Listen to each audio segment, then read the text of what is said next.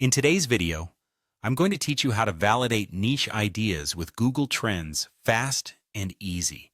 This powerful tool can provide invaluable insights into market trends and consumer interests, helping you gauge the potential success of your niche before diving in.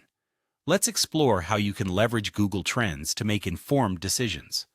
First up, you need to access Google Trends. Head over to your preferred web browser and type in Google Trends in the search bar.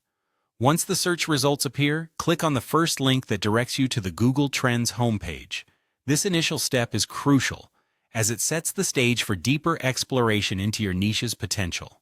After you've reached the Google Trends homepage, proceed by entering a keyword related to your niche idea. For instance, if you're interested in eco-friendly products, type that in. Keep it broad to start with, as this will give you a wide range of data to analyze. The keyword acts as a foundation for your search and, ideally, should represent the primary focus of your niche. Next, click on Explore. This button is prominently displayed and will take you into the detailed analysis section where the real magic happens. Here you can see trends, regional interest, and related topics, which are essential components of your research process. Once inside the Explore section, it's time to adjust the filters for a more precise analysis. Start by setting the location to your target country or region. This step ensures that you're focusing on trends where you plan to operate or market your niche. Understanding regional interest is vital, as consumer behaviors can vary significantly across different areas. You'll also need to adjust the time range. Google Trends allows you to explore data over various time periods. For short-term campaigns, consider looking at the past week. If you're planning current campaigns, the past year might be more insightful.